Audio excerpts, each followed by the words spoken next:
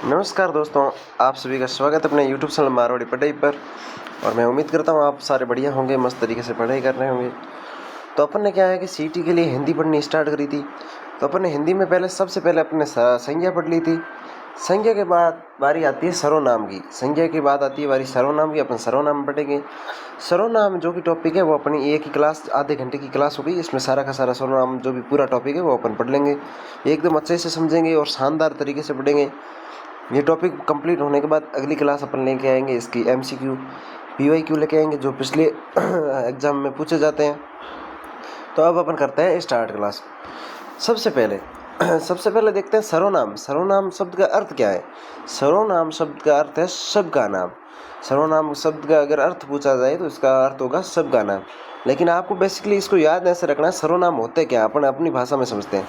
सर्वनाम जैसे कि अपन के पहले तो क्या किसी का नाम लेते हैं, जैसे कि राम आ रहा है, तो उसकी जगह पर अपन क्या फिर वो शब्द यूज करना स्टार्ट करते हैं। जैसे अपन कोई उसका नाम तो नहीं ले रहे हैं, लेकिन अपन उसकी तरफ इशारा करते हुए कहते हैं वह आ रहा है, तो इसमें वह सर्वनाम हो गया। वे जा रहे हैं, तो वे में वे किसी का नाम नहीं है, वे उसके लिए उपयुक्त होने वाला सर्वनाम है।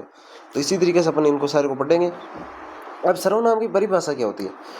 सर्वनाम की परिभाषा होती है, वो होती है संज्ञा के स्थान पर प्रयोग होने वाले शब्द। संज्ञा क्या होती है?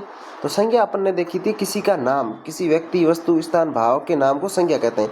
किसी स्थान का नाम ले लिया, किसी व्यक्ति का नाम ले लिया, किसी वस्तु का नाम ले लिया, किसी जानवर का नाम ले लिया, तो वो सारे चले जाएंगे संज्ञा में। वो संज्ञा होगी।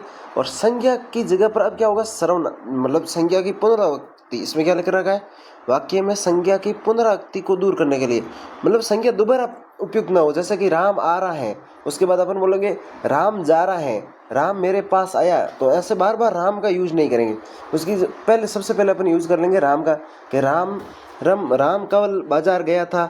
उसके बाद अपन उसका यूज कर लेंगे राम की जगह पर वह बाजार से आते वक्त मतलब फास्ट फूड लेके आया था, तो उसकी जगह पर अब देखो राम की जगह पर क्या यूज हो गया? वह। नहीं तो क्या दोबारा एक ही वाक्य में 2 से 3 बार इसी व्यक्ति का नाम लेने की बजाय अपन वहाँ पे क्या यूज करेंगे? सर्वनाम का यूज करेंगे। तो आगे अपन जब एग्जाम्पल देखेंगे तब पता चल जाएगा। जैसे कि ये अपने पास एग्जाम्पल है, जैसे गुंजन विद्यालय जाती है। गुंजन है वो विद्यालय जाती है। इसके बाद अपन ये नहीं बोलेंगे कि गुंजन विद्यालय में पढ़ती है, गुंजन विद्यालय जाती है, गुंजन विद्यालय में पढ़ती है, ऐसा नहीं। गुंजन विद्यालय जाती है, वह वहाँ पढ़ती है। वह से अब देखो, तो वह का तात्पर्य किससे हो रहा है? वह का तात्पर्य हो रहा है गुंजन से। वहाँ नहीं विद्यालय, तो ये क्या हो गए? वह और वहाँ ये हो गए सर्वनाम। वह और वहाँ क्या हो गए? सर्वनाम। देखो गुंजन विद्यालय जाती है, ये हो गया अपना सेंटेंस। गुंजन विद्यालय जा रही, तो इसमें गुंजन कौन है? गुंजन एक लड़की है, तो इसके लिए अपन ये क्या यहाँ पे क्या यूज कर रहे हैं? वह हो गया, तो गुंजन आ गया। तो अपन इसकी जगह पर ये क्या, संज्ञा की पुनरावृत्ति को रोकने के लिए गुंजन और विद्यालय दोनों ही संज्ञा है। गुंजन है ये है व्यक्तिवाचक संज्ञा, विद्यालय जातिवाचक संज्ञा। तो गुंजन अब गुंजन है ये संज्ञा है। संज्ञा की जगह पर अब अपन ने यहाँ पे क्या यूज करा है? वो करा है अपने सर्वनाम। और विद्यालय है संज्ञा, जातिवाचक संज्ञा। विद्यालय की जगह अपने यहाँ पे यूज कर लिया वहाँ। तो इस तरीके से अपन को ये सारी चीज़ें ध्यान रखनी है। फिर अपन ने लिखा है पहले वाक्य में गुंजन तथा विद्यालय शब्द संज्ञा है, ठीक है, अपन ने देख लिया। दूसरे वाक्य में गुंजन के स्थान पर वह तथा विद्यालय के स्थान पर वहाँ शब्द प्रयुक्त हुए हैं, हो गए। अंत वह और वहाँ शब्द संज्ञा के स्थान पर प्रयुक्त हुए हैं, इसलिए इन्हें सर्वनाम कहा जाता है। संज्ञा के स्थान पर प्रयुक्त होने वाले शब्दों को सर्वनाम कहा जाता है। तो ये क्यों यूज करते हैं? ताकि वाक्य में क्या शुद्धि बनी रहे, वाक्य में मतलब वाक्य शुद्ध वाक्य प्रतीत हो। ये देख लिया अपने। इसके बाद अपन सीधा क्वेश्चन पूछा जाएगा, सर्वनाम कितने प्रकार के होते हैं? तो सर्वनाम जो होते हैं वो होते हैं अपने 6 प्रकार के। सर्वनाम कितने प्रकार के होते हैं? सर्वनाम 6 प्रकार के होते हैं। तो सर्वनाम के 6 प्रकारों में सबसे पहले देख लेते हैं अपन पुरुषवाचक सर्वनाम। सबसे पहले कौन सा है? पुरुषवाचक सर्वनाम। जिस सर्वनाम का प्रयोग बोलने वाले, सुनने वाले और अन्य किसी व्यक्ति के स्थान पर किया जाता है उन्हें पुरुषवाचक सर्वनाम कहते हैं। जैसे कि एक तो हो रहा है बोलने वाला। अब जैसे कि जब बात कर रहे होंगे लोग, तो बात कम से कम कितने लोग कर रहे होंगे? 2 लोग कर रहे होंगे। एक होगा बोलने वाला, एक होगा सुनने वाला। एक कौन है? प्रवक्ता जो बोल रहा है, एक है सुनने वाला, ठीक है। एक है बोलने वाला, एक है सुनने वाला। अब तीसरा लोग इसमें कौन सा हो सकता है? जो किसी तीसरे की बात हो रही है, ये दोनों मिलकर क्या कर रहे हैं? किसी तीसरे की बात कर रहे हैं।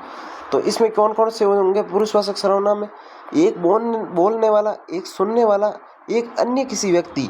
के स्थान पर किया जाता है। पुरुषवाचक जो सर्वनाम होते हैं जिसमें एक तो बोलने वाले के लिए, एक सुनने वाले के लिए और एक कोई तीसरे व्यक्ति पर जिसकी बात हो रही है उस पे उसके लिए जो सर्वनाम प्रयोग में लिए जाते हैं उन्हें पुरुषवाचक सर्वनाम कहते हैं। ये कैसे होते हैं, अपन जब इनके एग्जाम्पल देखेंगे तब ये चीज़ें अपन को समझ में आएगी। ये 3 प्रकार के होते हैं। पुरुषवाचक सर्वनाम है वो 3 प्रकार के होते हैं। सर्वनाम खुद कितने प्रकार के होते हैं, तो सर्वनाम खुद होते हैं वो 6 प्रकार के होते हैं और पुरुषवाचक सर्वनाम है वो 3 प्रकार के होते हैं। इसमें आपको याद रखना है बोलने वाला, सुनने वाला और अन्य किसी व्यक्ति की। कैसे होगा वो अब मैं आपको आगे जाकर समझाता हूँ। सबसे पहले उत्तम पुरुष, उसके बाद आ जाएगा मध्यम पुरुष और ये हो जाएगा अन्य पुरुष। तो अन्य पुरुष में तो वो आ जाएगा जो जिसकी बात हो रही है, अन्य कोई अन्य व्यक्ति है जिसकी बात हो रही है वो आ जाएगा अन्य पुरुष में। मध्यम पुरुष, मध्यम पुरुष यानी कि जो सुनने वाला होगा उसको मध्यम पुरुष में ले लेते हैं अपन। और उत्तम पुरुष, उत्तम पुरुष कौन है, जो बोल रहा है, जो क्या है, वक्ता जो बोल रहा है उसको कहीं अपन ले लेंगे उत्तम पुरुष में। उत्तम पुरुष में बोलने वाला, मध्यम पुरुष में सुनने वाला और अन्य पुरुष में अगर किसी तीसरे की बात हो रही है तो वो हो जाएगा अन्य पुरुषवाचक सर्वनाम में आ जाएगा। कैसे आएगा वो अपन आगे जाके देख लेते हैं। तो वे सर्वनाम शब्द जिनका प्रयोग बोलने वाले व्यक्ति स्वयं अपने लिए करते हैं, वे सर्वनाम शब्द जिनका प्रयोग बोलने वाला व्यक्ति स्वयं अपने लिए करता है। अब जैसे कि बोलेगा तब वो बीच बीच में यही तो बोलेगा ना, मैं वहाँ गया था, हम वहाँ खड़े थे, मुझे उसने ये कहा था, मेरा वो है। तो ऐसे ये चीज़ें किसके लिए होगी, तो ये होगी उत्तम पुरुष के लिए। यानी कि वे सर्वनाम शब्द जिनका प्रयोग बोलने वाला व्यक्ति स्वयं के लिए करता है। तो ये सब क्या है, सर्वनाम शब्द है। ये सब क्या है, सर्वनाम शब्द है। और इनका यूज कैसे करेगा, इनका यूज तो खुद के लिए ही करेगा ना। मैं खुद आ गया, हम में मैं भी खुद आ गया, मुझे तो मुझे में भी मैं खुद आ गया, मेरा मेरे में भी मैं खुद आ गया, हमारा तो हमारे में भी मैं खुद आ गया, हमें में भी मैं खुद आ गया। तो उत्तम पुरुष सर्वनाम है जिसमें वो क्या करता है, बोलने वाला व्यक्ति होता है वो स्वयं के लिए प्रयुक्त करता है। तो सर्वनाम पुरुषवाचक सर्वनाम ये होते हैं 3 प्रकार के। तो इसमें क्या है, मुख्य रूप से अपन को यही ध्यान रखना है कि एक होगा वो होगा बोलने वाला, एक होगा प्रवक्ता, एक होगा सुनने वाला, एक होगा सुनने वाला। और ये दोनों मिलाकर अगर किसी तीसरे की बात कर रहे हैं वो आ जाएगा अन्य पुरुषवाचक सर्वनाम। यानी कि ये दोनों अगर देखो, ये जब अगर खुद की बात कर रहा है तो हो जाएगा उत्तम पुरुष में चला जाएगा। और ये सुनने वाले की बात कर रहा है जैसे कि तू, तुम, तुझे, तुम्हें, तेरा, आप, तो वो जो चला जाएगा किसमें, मध्यम पुरुष में। और अन्य पुरुषवाचक सर्वनाम में हो जाएंगे वो हो जाएंगे कि अगर किसी तीसरे की बात हो रही तो वे, वह, उन्हें। तो ये अपन आगे जब इनकी परिभाषा देखेंगे, इनके एग्जाम्पल देखेंगे तब सारी चीज़ें अपने क्या हो जाएगी, क्लियर हो जाएगी। तो वे सर्वनाम शब्द जिनका प्रयोग बोलने वाला व्यक्ति स्वयं अपने लिए करता है। जैसे कि मैं वहाँ गया था, मैं जयपुर गया था, मान लेते हैं मैं जयपुर गया था, तो ये किस में आ जाएगा, उत्तम पुरुष सर्वनाम में आ जाएगा। मेरा भाई वहाँ खड़ा है, मेरा भाई वहाँ खड़ा है, तो किस में चला जाएगा, उत्तम पुरुष में। या फिर मेरी बात हो रही है, तो इसी तरीके से क्या है, ये सारी चीज़ें क्लियर होती जाएगी अपने आगे जाकर। इसके बाद अपन देख लेते हैं मध्यम पुरुष सर्वनाम। वे सर्वनाम शब्द जो सुनने वाले के लिए प्रयुक्त होते हैं। तो इसमें वे सर्वनाम शब्द कौन कौन से, तो ये हो गए तू, तुम, तुझे, तुम्हें, तेरा, आप। तो देखो तो इसमें हो गया तू, तुम, तुझे, तुम्हें, तेरा और आप, आपका, आपको। ये सारे शब्द किस में चले जाएंगे, मध्यम पुरुषवाचक सर्वनाम में चले जाएंगे। देखो ये तुम शब्द है, तुम शब्द का 2 तरीके से प्रयोग होता है। एक तो अपन किसी को अगर मतलब बेइज्जती करने के लिए या फिर किसी को नीचा दिखाने के लिए करते हैं तब भी अपन क्या करते हैं, तुम का प्रयोग करते हैं। दूसरा, जैसे कि अपना कोई करीबी है, जैसे करीबी अपन अपने माँ, जो अपनी माँ माताएं होती हैं, तो इनको अपन ज़्यादातर लोग क्या करते हैं, तू कह के बुलाते हैं कि तू। तो वो क्या है, एक तो जहाँ पर गहराई वाला प्रेम होगा, जहाँ पे सर्वाधिक प्रेम होगा वहाँ पे अपन तू का प्रयोग कर लेंगे। एक अगर किसी को तुच्छता यानी कि नीच, मतलब थोड़ा नीचे का जो फील करवाना है, अगर उसकी बेइज्जती टाइप से कुछ करना है तब भी अपन क्या करेंगे, उसको छोटा दिखाने के लिए भी तू का प्रयोग करते हैं। ये हो गया। ये तो मतलब यहाँ पे याद रखो या ना रखो, लेकिन ये काम की चीज़ है, तो साथ में ऐसे ही देख लेना कि तू का प्रयोग कब होता है। ये हो गया। तो वे सर्वनाम शब्द जो सुनने वाले के लिए प्रयुक्त किए जाते हैं तो वो होते हैं मध्यम पुरुषवाचक सर्वनाम में जाते हैं।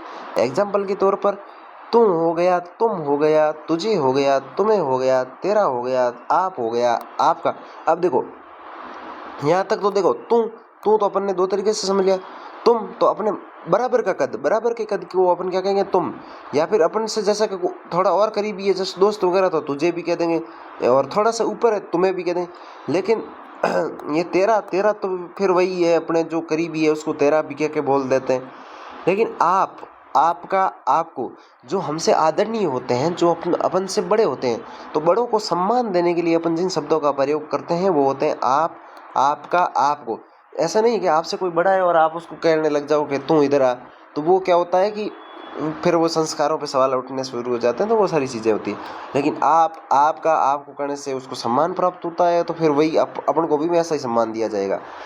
तो इसी तरीके से अपन देख लेते हैं अन्य पुरुषवाचक सर्वनाम।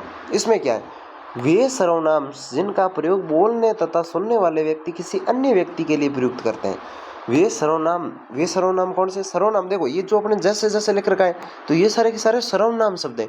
मैं, हम, मुझे, मेरा, हमारा, इनको इंग्लिश में प्रीपोजिशन कह लेते हैं। तो और इसमें ये तू, तुम्हें, तुम्हें, ये सारे के सारे क्या है, ये मध्यम पुरुषवाचक सर्वनाम में यूज होने वाले सर्वनाम शब्द है। ये उत्तम पुरुषवाचक सर्वनाम में यूज होने वाले सर्वनाम शब्द है।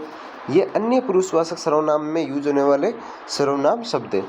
अन्य पुरुषवाचक सर्वनाम में क्या है, तो वे सर्वनाम जिनका प्रयोग बोलने तथा सुनने वाले व्यक्ति किसी अन्य व्यक्ति के लिए बात कर रहे हैं। जैसे कि आप और आपका दोस्त किसी से बात कर रहे हो, आप और आपका दोस्त आपस में बात कर रहे हो, वहाँ से कोई किसी तीसरे की आप चर्चा कर रहे हो, तीसरे की चर्चा कर रहे हो, तो तीसरा अगर ग्रुप में तो वे, या फिर बड़ा है कोई तो उसका वे कह देंगे, वह कह देंगे, उन्हें कह देंगे, उसे कह देंगे, इसे कह देंगे, इसका, उसका। तो वो सारे किस में यूज होते हैं, अन्य पुरुषवाचक सर्वनाम में। यानी कि पुरुषवाचक सर्वनाम के 3 भेद है। अगर इनमें मैं वगैरह ये सारी चीज़ें ना दी गई हो तो ये हो जाएगा खुद उसमें पुरुषवाचक सर्वनाम में। और ये डिवाइड करके सीधा सीधा ऑप्शन आएगा, इनके अपन जब क्वेश्चन देखेंगे तब आपको सारी चीज़ें क्लियर हो जाएगी। क्वेश्चन अपन अगली क्लास में लेके आएंगे। अब देख लेते हैं अन्य पुरुषवाचक सर्वनाम। अन्य पुरुषवाचक सर्वनाम वे सर्वनाम जिनका प्रयोग बोलने तथा सुनने वाले व्यक्ति किसी अन्य व्यक्ति के लिए करते हैं। ये अपन ने देख लिया था, तो ये अपना हो गया पुरुषवाचक सर्वनाम और उसके तीनों भेद क्लियर हो गए। इसके बाद अपन देख लेते हैं दूसरा सर्वनाम का भेद। सर्वनाम के 6 भेद है, इसमें अपन दूसरा भेद है वो है निश्चयवाचक सर्वनाम। निश्चयवाचक सर्वनाम, अनिश्चयवाचक सर्वनाम, इनमें कुछ भी नहीं है। इसमें क्यों कौन से शब्द याद रखने, अपन को क्या चीज़ याद रखनी, वो सारी चीज़ें देखेंगे। निश्चयवाचक सर्वनाम, निश्चयवाचक सर्वनाम वे सर्वनाम जो किसी निश्चित व्यक्ति या वस्तु का बोध कराते हैं। वे सर्वनाम शब्द जो किसी निश्चित व्यक्ति या वस्तु का बोध कराते हैं, उन्हें निश्चयवाचक सर्वनाम कहा जाता है। जैसे यह, वह, इस, उस, ये, वे आदि। अब देखो जैसे कि कह दिया ये मेरा जैसे अपने ये से उठाते हैं, यह मेरा, पूरा सेंटेंस से पता चलेगा ये निश्चयवाचक है या अनिश्चयवाचक है। जैसे इसमें अपन ने यूज़ कर लिया ये पहली बात तो आएगा निश्चयवाचक में। लेकिन इसमें देखो यह मेरा फ़ोन है, यह मेरा फ़ोन है, तो निश्चय हो गया कि वो फ़ोन आपका है। इसमें क्या निश्चय, यानी कि सीधा पता चल जाएगा इसमें कोई न कोई निश्चित चीज़ बताई जा रही है। यह मेरा फ़ोन है, तो वो किस में चला जाएगा निश्चयवाचक सर्वनाम में चला जाएगा। वह आपकी घड़ी है, वह आपकी घड़ी है, तो इसमें भी निश्चित चीज़ का पता चल रहा है, तो ये हो जाएगा निश्चयवाचक सर्वनाम। वह आपकी घड़ी है, तो इससे निश्चित पता चल जा रहा है कि इसमें किसी न किसी निश्चित चीज़ की बात का जिक्र हो रहा है। तो यह, वह, इस, उस, ये, वे, ये सारे के सारे किस में चले जाएंगे। जैसे ये मेरा घर है, तो ये किस में आ जाएगा, निश्चयवाचक सर्वनाम में आ जाएगा। तो इस तरीके से आपको क्या पूरा का पूरा जब सेंटेंस पढ़ोगे तब ये सारी चीज़ें आपके क्लियर होगी। वे सर्वनाम जो किसी निश्चित व्यक्ति या वस्तु का बोध कराते हैं, जैसे यह, वह, इस, उस, वे, वह आपकी घड़ी है, तो इसमें निश्चित हो रहा है कि वह किसी, वो घड़ी जो है वो आपकी घड़ी है। यह मेरा घर है, तो ये घर मेरा है, इसमें यह बता रहा है, यह है निश्चयवाचक सर्वनाम, ये बता रहा है कि ये सिर्फ मेरा घर है, हो गया। तो इसी तरीके से निश्चयवाचक। तो फिर इसका अनिश्चयवाचक क्या होगा, अनिश्चयवाचक जस्ट इसका उल्टा, इसमें क्या किसी चीज़ का निश्चित पता नहीं चल गया, इसमें अनिश्चितता का बोध होगा।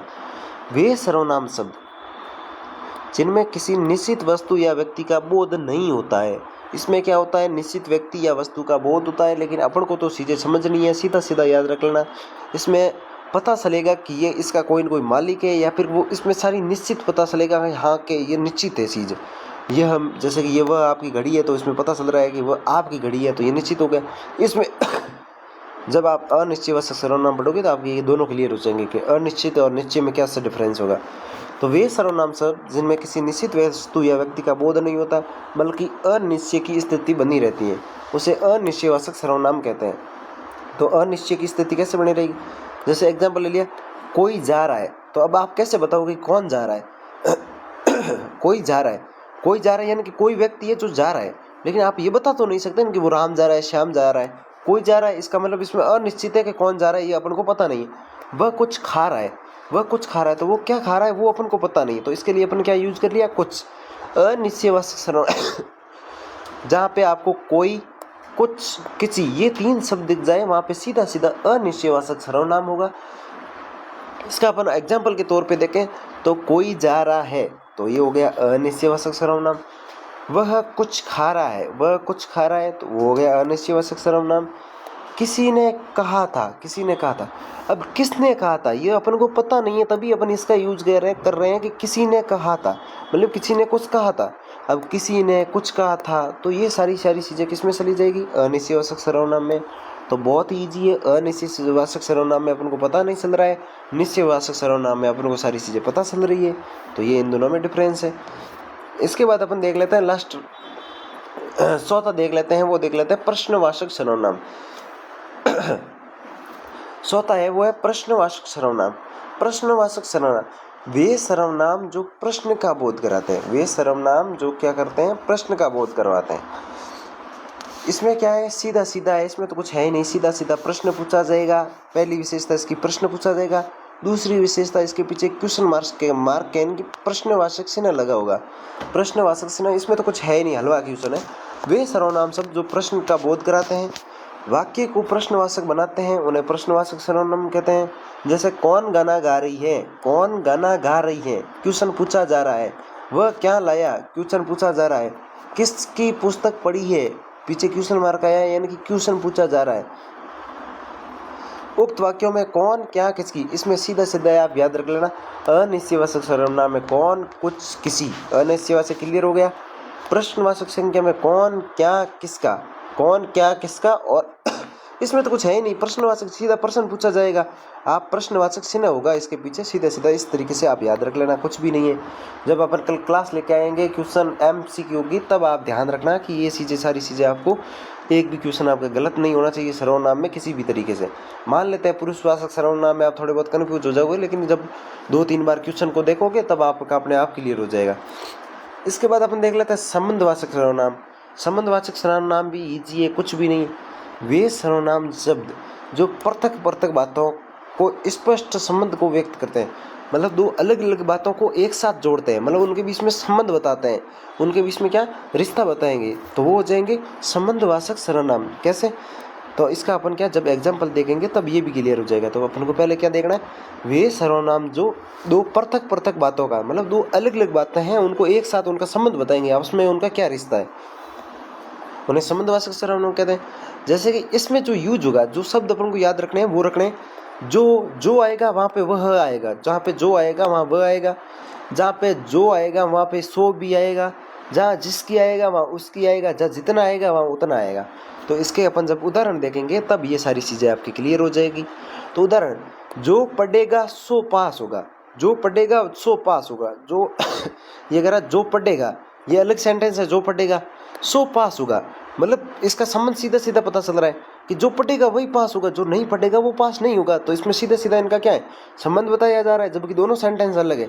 जो पढ़ेगा ये एक सेंटेंस है, इसके बाद अपन अलग से पढ़ लेते हैं, सो पास होगा, लेकिन इन दोनों को जब साथ में पढ़ेंगे, जो पढ़ेगा सो पास होगा, तो जो और सो जाने की वजह से ये सेंटेंस आपस में क्या है, संबंध बता रहे हैं, आपस में क्या बता रहे हैं, संबंध बता रहे हैं। जितना गुड़ डालोगे उतना मीठा होगा, जितना गुड़ डालोगे उतना मीठा होगा। तो पहला कौन सा सेंटेंस है, जितना गुड़ डालोगे, पृथक यानी 2 अलग अलग सेंटेंस।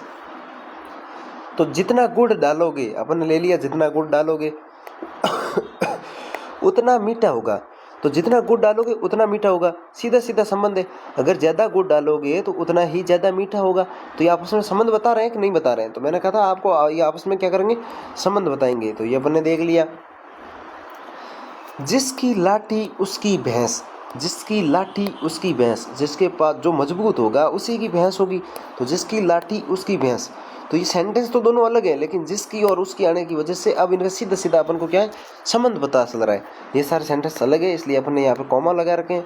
तो इस तरीके से अपने ये संबंधवाचक सर्वनाम हो जाएगा। इसमें कुछ नहीं है, सीधा सीधा याद रखना है, वो है जो, वह, जो, सो, जिसकी, उसकी, जितना, उतना।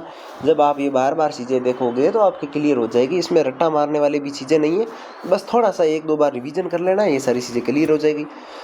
इसके बाद आ जाएगा अपना निजवाचक सर्वनाम। निजवाचक सर्वनाम क्या? वे सर्वनाम जिन्हें बोलने वाला कर्ता स्वयं अपने लिए प्रयुक्त करता है, यानी कि उत्तम पुरुष वाला ही है। उत्तम पुरुष में अपन ने क्या देखा था? वे सर्वनाम शब्द जिनका प्रयोग बोलने वाला अपने व्यक्ति अपने स्वयं के लिए यूज करता है। इसमें तो करेगा मैं, हम, मुझे, मेरा, हमारा, हमें आदि, ये सारे शब्द करेगा। लेकिन जब निजवाचक सर्वनाम आएगा, निजवाचक सर्वनाम में यूज करेगा आप, अपना, स्वयं, खुद। आपको तो गोली मारो, आप वाला ज़्यादा नहीं आता है, गोली मारना मतलब थोड़ा निकल जाता है फ्लो में। अपना, स्वयं, खुद। स्वयं और खुद तो आपको याद रखना ही रखना है, साथ में ये अपना। वे सर्वनाम जिसे बोलने वाला कर्ता स्वयं अपने लिए प्रयुक्त करता है, उन्हें निजवाचक सर्वनाम कहते हैं। इसमें आपको याद रखना अपना, स्वयं, खुद आदि निजवाचक सर्वनाम। मैं अपना खाना बना रहा हूँ, मैं अपना खाना बना रहा हूँ, तो इसमें अपना क्या हो गया? निजवाचक सर्वनाम हो गया। तुम अपनी पुस्तक पढ़ो, तुम अपनी पुस्तक पढ़ो, तो इसमें क्या हो गया? तुम अपनी पुस्तक पढ़ो, तो ये भी इसमें चला जाएगा, किसमें? निजवाचक सर्वनाम में, कि अपनी पुस्तक पढ़ो, तो ये निजता का सवाल हो रहा है। मैं स्वयं वहाँ गया था, तो फिर ये हो जाएगा मैं खुद कल वापस आऊँगा, तो ये सारी शब्द किसमें चले जाएंगे? निजवाचक सर्वनाम में चले जाएंगे। तो इसमें ज़्यादा कुछ टफ कार्य है नहीं, बहुत ही ईजी है। तो उम्मीद करता हूँ आपको सारी चीज़ें समझ में आई होगी।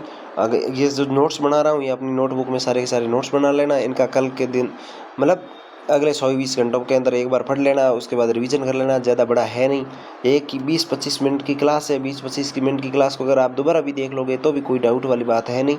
इसके बाद जब अपने PYQ की क्लास लेके आएंगे तो उसमें ज़्यादा से ज़्यादा PYQ आपको सही करने हैं। तो मिलते हैं अपन किसी अगली क्लास में। अगर आपने चैनल को सब्सक्राइब नहीं करा है तो सब्सक्राइब कर लो और बेल आइकन को दबा दो, ताकि क्या है कि जैसे ही क्लास अपलोड हो तो सबसे पहले नोटिफिकेशन आपके पास आए। तो आप सभी इतनी देर मेरे साथ जुड़े रहे, आप सभी का दिल से शुक्रिया। जय हिंद, जय भारत।